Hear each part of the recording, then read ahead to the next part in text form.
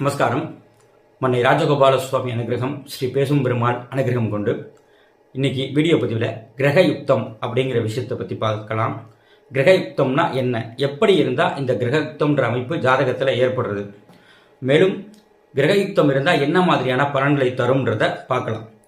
அப்போது கிரகயுக்தம் ஒரு கிரகம் ஆட்சி, உச்சம், ஸ்தானபலம், திக்பலம் போன்ற அமைப்புகள்லாம் பெற்றும் தன்னுடைய பலனை முழுமையாக செய்ய முடியாமல் போகிறது காரக பாவக பலன். இது எதுவாக இருந்தாலும் தன்னுடைய பலனை முழுமையாக செய்ய முடியாமல் போவது, அல்லது ஜாதகருக்கு சாதகமான நல்ல தசாபுத்தி வாய்க்கும் பொழுது தன்னுடைய பலன்களை செய்வது, அந்த கிரகத்திற்கு சாதகமான காலத்தில் தன்னுடைய பலன்களை செய்வது போன்ற விஷயங்கள் இருந்தால் அந்த கிரகம் கிரகயுக்தத்தில் இருக்கா அப்படின்னு பார்க்கணுன்றது முக்கியமான ஒரு அம்சமாக போகிறது.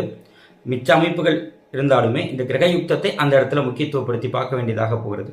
அப்போது ஜாதகத்தில் உதாரணமாக சுக்கிரனை எடுத்துட்டா, சுக்கிரன் ஸ்தான பலமான ரிஷபம், துலாம், மீனம் போன்ற இடங்கள்லாம் அமர்ந்து நல்ல நிலைகளில் இருந்தாலுமே அந்த கிரகம் முழுமையான பலன்களை தரலை அப்படின்னா சுக்கிர பகவான் கிரகயுக்தத்தில் இருக்காரான்னு தெரிஞ்சுக்கணும். அப்போது சுக்கிரன் நிற்கக்கூடிய ஸ்தானத்திற்கு 1 டிகிரி 2 டிகிரி 3 டிகிரிக்குள் 2-3 கிரகங்கள் சேரும் பொழுது சுக்கிர பகவான் அங்கே கிரகயுக்தத்தில் இருப்பார்.